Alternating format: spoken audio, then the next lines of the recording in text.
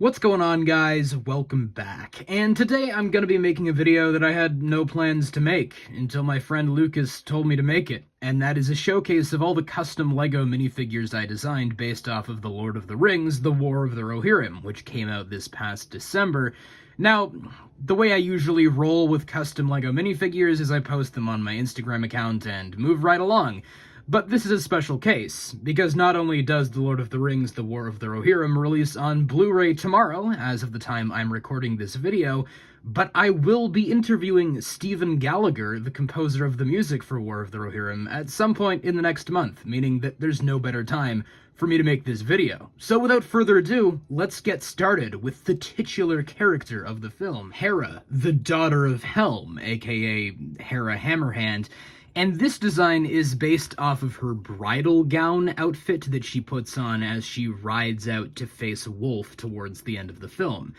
For this figure, I used the hair from Sally from The Nightmare Before Christmas. She's come in 2 sets at this point, I believe. The more recent Nightmare Before Christmas set, or the Disney Minifigure Series 2, which is where I got this hairpiece from. The head is from Wonder Woman from either the Justice League or 2017 Wonder Woman sets, because I thought the headband around the top of her head had a good resemblance to the sort of tiara or crown type thing that Hera has on her head during this scene in the film. The torso and dress piece, I suppose, are both from Galadriel from the Witch King set based on the Battle of the Five Armies, except I replaced the light nougat arms with the arms from Harley Quinn from the second LEGO Batman minifigure series, because I thought the metallic or silver printing added some nice shine to the minifigure. I gave her dark brown gloves to match her outfit, as well as a regular broadsword and a Rohan shield, of course, because she is a shield maiden of Rohan, and it wouldn't make much sense for her to not have a shield. Next up, we have a different version of Hera, this being based on her outfit that she wears for a majority of the film.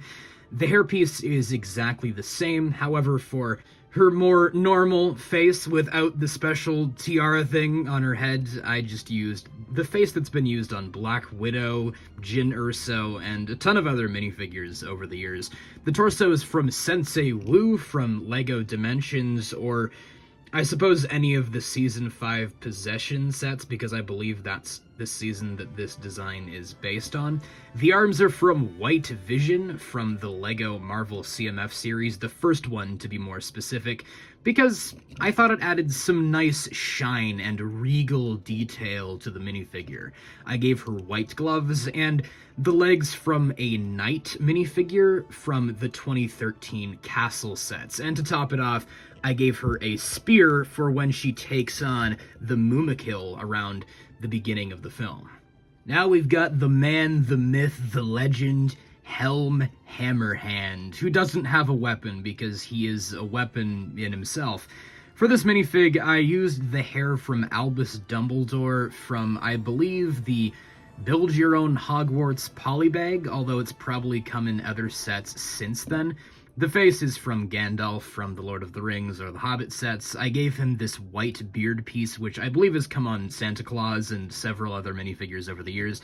This cape is a dual-sided bright red and dark red cape, which I got from one of the Emperor's Royal Guards from Star Wars, because I thought it added some nice detail to the minifigure. It made him look more regal than if I were to use a simple, plain red cape. The torso is from the Roman Commander from, I believe, LEGO Minifigure Series 10 from 2013. I gave him these chrome gold arms from a LEGO keychain minifigure because I thought they looked pretty sick on him. And the legs are, once again, from Albus Dumbledore, but this time an alternate variant of him, which I believe came in the 2018 Hogwarts Great Hall and 2019 Advent Calendar, if I'm not mistaken.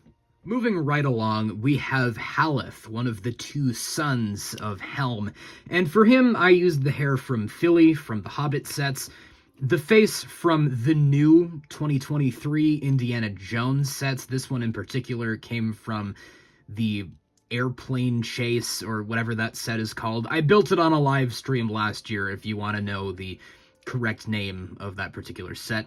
The cape is from Jafar from the first Disney minifig series, because I like that dual-sided black and red design.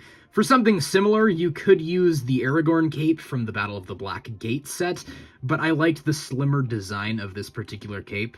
The torso is from Fleur Delacour from the 2019 Harry Potter sets, I believe particularly from the Hungarian Horntail set, if I'm not mistaken. The arms are actually from a fairly new minifig that came in last year's Minifigure Series 25. I think he's called the Vampire Knight or something. Feel free to correct me in the comments if I'm wrong. I'm not good with generic minifig names, nor am I good with Minifigure Series numbers. The legs are actually from either King Theoden or Éomer from the 2012 Lord of the Rings sets. I gave him dark brown gloves, just like the bridal gown variation of Hera, and I built him a fairly simple axe here, which is simply comprised of a black pole piece, a dark lightsaber hilt, which actually came from that same Vampire Knight minifigure, an axe blade, and a small clip piece. Now we have Hama, the second of Helm's two sons, and for the original version of this minifigure that I posted on my Instagram account, I actually used the Lloyd Garmadon hairpiece for the sake of realism, but after I thought more on it, I realized that he's an anime character, so realism isn't really a factor in this case. So I decided that the original Thor hairpiece actually worked far better for this character. The face is Lego's trademark generic male face. It's come in a million different sets. I gave him a quiver piece on his back, a white cape, which I believe came from White Vision from the first LEGO Marvel CMF series. Once again, feel free to correct me if I'm wrong. The torso is from Oin from the Hobbit sets, and the legs are from Bard from the Battle of the Five Armies, to be specific. I also gave him a small bow piece. Or, another nice touch is for when he's playing his beautiful song, he can have Kermit the Frog's little banjo as a representation of his lute, which is eventually used to memorialize him later in the film. Next up is Freyolaf, Hera's cousin, and the eventual successor to Helm and his sons once they have been killed by Wolf.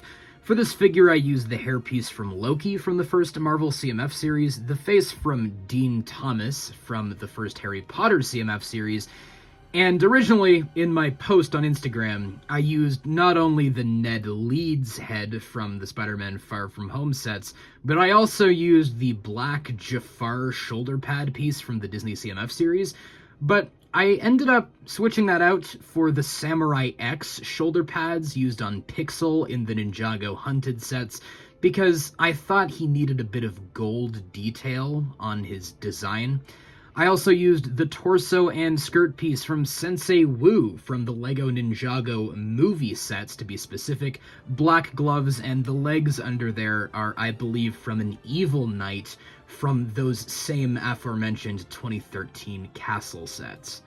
Now we've got Leaf, the comic relief of the film, I suppose you might say, because it's a pretty dark story, and he's the only real bright spot in it. The young boy who is essentially the flag carrier or scroll guy. I don't actually know what his job description is, but I used the Bilbo Baggins or Samwise Gamgee hair for him, along with the Frodo face from the Gandalf Arrive set. The torso is from the older Luke Skywalker from the Last Jedi sets, as well as these legs, which I believe came on Harry Potter from one of the CMF series. And for one of his scrolls, I gave him the map of the Lonely Mountain, just because I had it lying around, and I thought it would be a fun Easter egg for Peter Jackson's Middle-earth.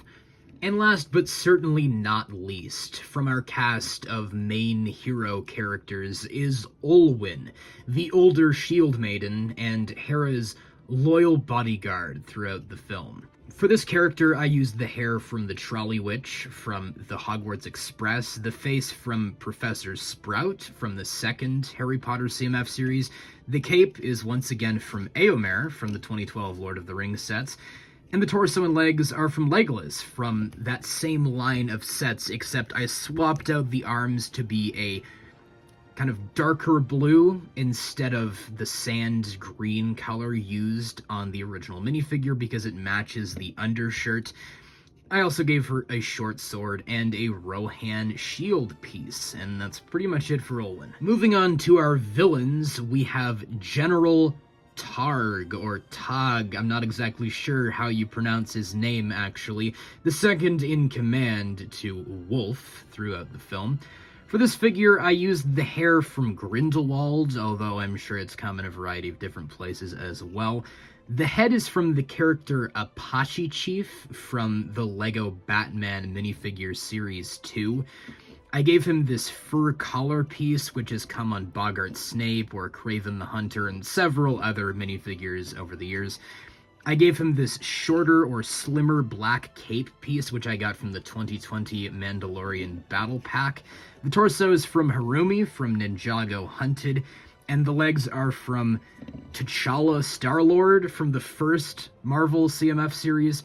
I also gave him the arms from Fozzie Bear from the Muppet minifigure series, just to add a little bit of extra detail to the minifigure since they are printed.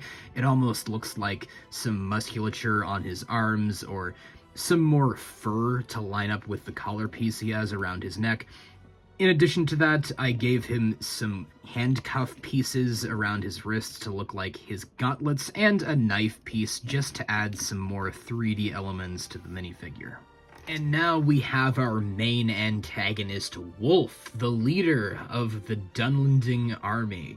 This minifigure was difficult for me to design, not because of all the fur elements that he has similar to General Targ, but also just the face and design of him with all the scars he has. He's a pretty roughed up guy. Initially, I was going to use the Killy face from the Hobbit sets because I thought it had a solid resemblance to the character, but upon further examination, I realized that he has a far different skin tone than most of the other characters. So in order to differentiate him from them, I decided to use the Boba Fett face from the Boba Fett mech set, because not only does it have that skin tone, it has the stubble or facial hair required, as well as the scars on his face. The hairpiece I ended up going with was from Thorin Oakenshield from the Battle of the Five Armies for when he steals Helm's crown from the ruins of Edoras towards the end of the film. But for the regular, uncrowned version of Wolf, I would obviously just go with the regular Thorin Oakenshield or Keeley hairpiece from The Hobbit.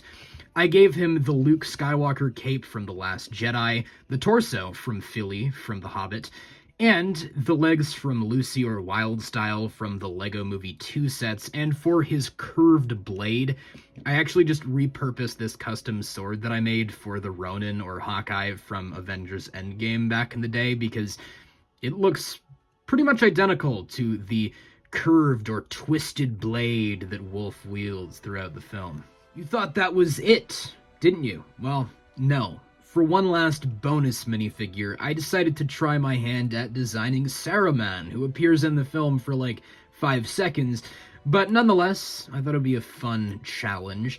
Now for him, I used the beard from Gandalf the White from the Battle of the Black Gate. Now you may be asking, why didn't you just use the original Saruman beard, which has this gray printing on it? It's the exact same rubber piece, but designed to look more like Saruman. Well, that's because in the film, Saruman is drawn as having a fully white beard. There's none of this gray stuff that you see in the later Lord of the Rings films, so this is technically more accurate to Saruman's appearance in the film.